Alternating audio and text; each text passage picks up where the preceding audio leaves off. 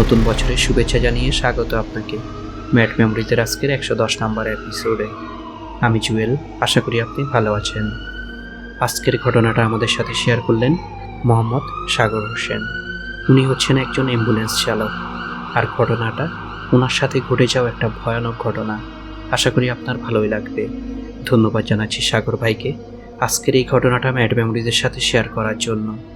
আপনিও শেয়ার করতে পারেন আপনার জীবনে ঘটে যাওয়া বা আপনার শোনা যে কোনো ভয়ানক ঘটনা, আর তা পাঠান madmemories@gmail.com বা ফেসবুক পেজে।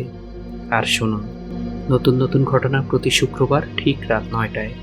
চ্যানেলটি যদি আপনার ভালো লাগে লাইক, কমেন্ট, শেয়ার আর সাবস্ক্রাইব করে পাশে থাকুন। তাহলে চলুন আজকের ঘটনায়। প্রায় 10 বছর হতে চলল আমি একটা অ্যাম্বুলেন্স চালাই।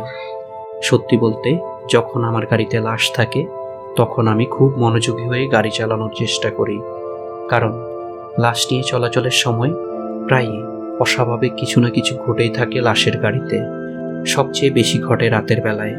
তাই রাতে লাশ নিয়ে চলাচলের সময় আমি সব সময় মানসিকভাবে প্রস্তুত থাকি যে কোনো পরিস্থিতির মোকাবেলায়, যাতে ভয়টা আমাকে কোনো বিপদে না ফেলে।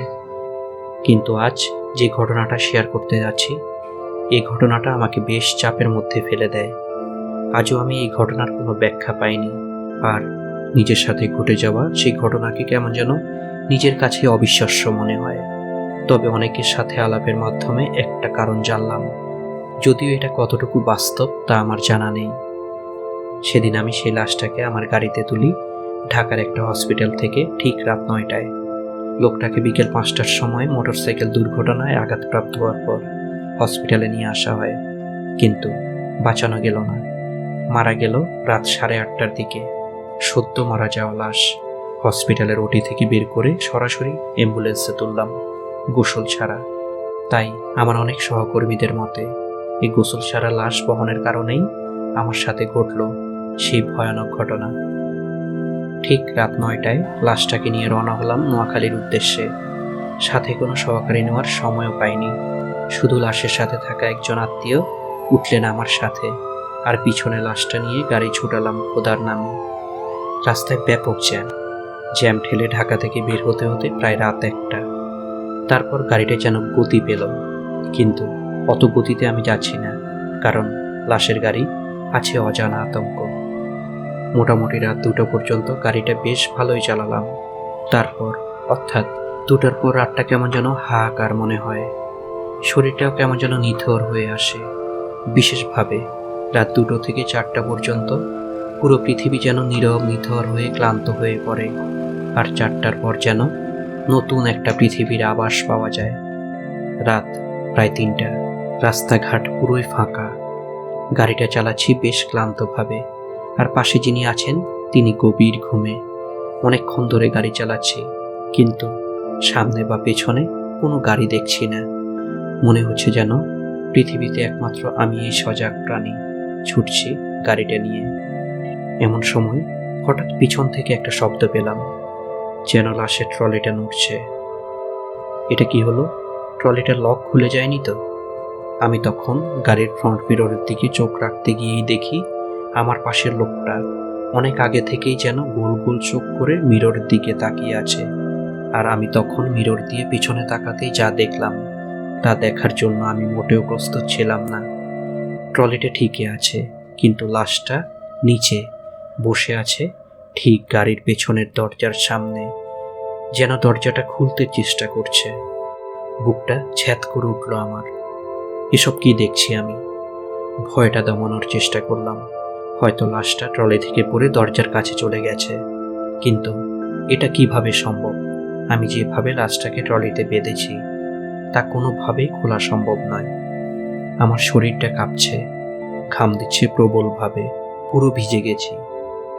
আর চোখে তাকালাম পাশে থাকা সেই লোকটার দিকে। উনি তখনও তাকিয়ে আছেন সেই মিররের দিকে। তারপর আমার দিকে তাকালেন। ওনার চোখে চোখ রাখতেই আমি ওনার চোখে দেখতে পেলাম একটা ভয়ঙ্কর আতঙ্ক, যেটা আমার মধ্যেও বিদ্যমান, কিন্তু কোনোভাবেই প্রকাশ করতে চাচ্ছি না। আমি তখন আমার মনের ভেতরের ভয়টা দমন করে ওনাকে বললাম, গাড়িটা সাইড করা দরকার। দুঃখিত, হয়তো লাশটাকে ঠিকভাবে বাঁধা হয়নি, গাড়ির ঝাঁকিতে হয়তো পড়ে গেছে, ঠিকভাবে বাঁধা দরকার। আর সাথে সাথেই উনি বললেন, ভাই, যা দেখছি ব্যাপারটা কেমন যেন লাগছে, মনে হচ্ছে যেন ও মারা যায়নি।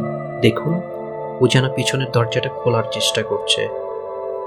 ওনার কথাটা শুনে আমার কেমন যেন নিঃশ্বাসটা আটকে যাচ্ছে। তার মানে আমি যা দেখলাম সবই ঠিক, লাশটা যেন পিছনের ব্যাগডালা খোলার চেষ্টা করছে।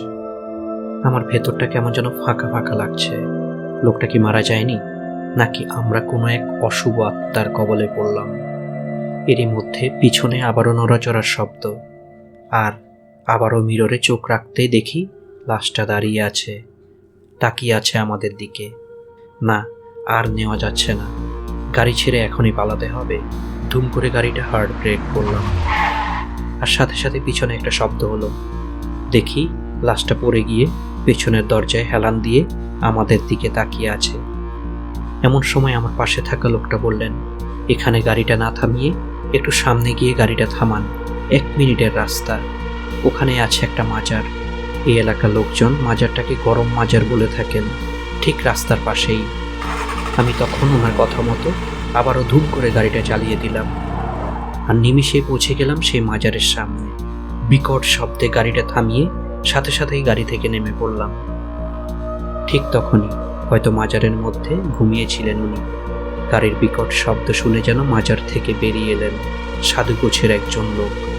উনি আমাদের দিকে না তাকিয়ে আমাদের গাড়ির পেছনের দিকে তাকিয়ে কাউকে যেন বললেন, ছেড়ে দে, শান্তিতে যেতে দে ওকে। তারপর আমাদের দিকে তাকিয়ে বললেন, ভয়ের কিছু নেই, আর কিচ্ছু হবে না, চলে যান।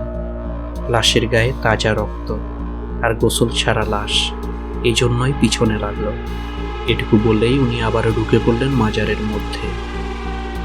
ওনার কথায় যেন একটা ভরসা পেলাম, মনের বলটা যেন ফিরে এলো আবার। এরপর গাড়ির পেছনে গিয়ে ব্যাগডালা খুলতেই অবাক হয়ে দেখলাম লাশটা ঠিকভাবে ট্রলিতে বাঁধা আছে, নিচে পড়ে যায়নি। তাহলে এতক্ষণ এসব কি ঘটলো আমাদের সাথে?